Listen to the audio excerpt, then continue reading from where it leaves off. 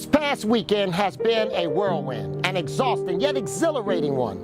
We've traveled to and touched down in Beijing, Seoul, and Seattle, Washington.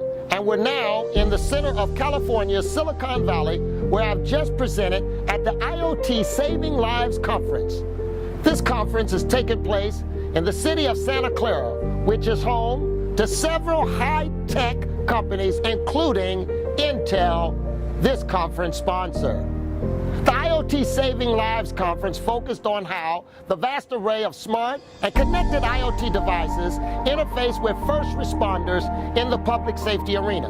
The event hosted industry experts and speakers from Nokia, Samsung, the National Institute of Science and Technology, and the Smart Cities Council, just to name a few.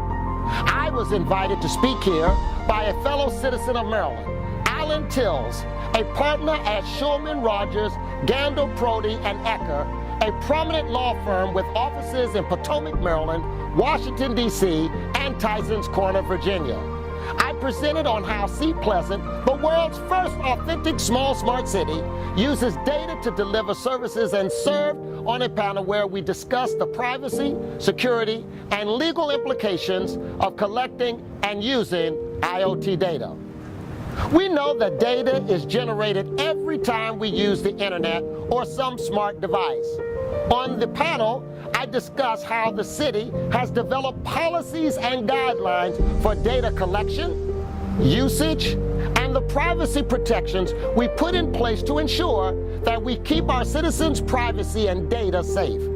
These policies are outlined in our data and privacy policy, which can be found on the city's website at cpleasantmd.gov. In addition, after we established the policies to protect privacy, my presentation focused on the limitless potential of data to improve the quality of life for our citizens, improve our government operations, and improve public safety.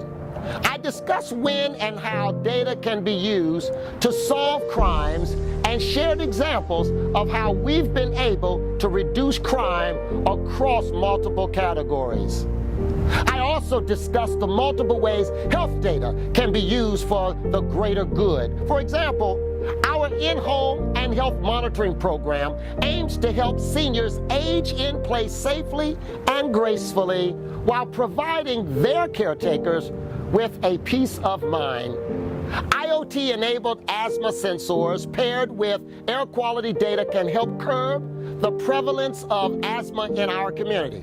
And finally, in cases where health care premiums are calculated by factoring the health and risk of an entire zip code, granular, street-level health data can be used to prove that the health of citizens in your zip code is not an accurate representation of your individual health, leading to lower health care premiums. The biggest takeaway of my presentation was to never lose sight of the importance of engaging with the public to create the trust that government will be responsible stewards of data that is collected. This includes sharing with the public the rationale, including the pros and cons of data collection. Signing off from Silicon Valley in California, I am Mayor Eugene W. Grant, the Mobile Mayor. Thank you.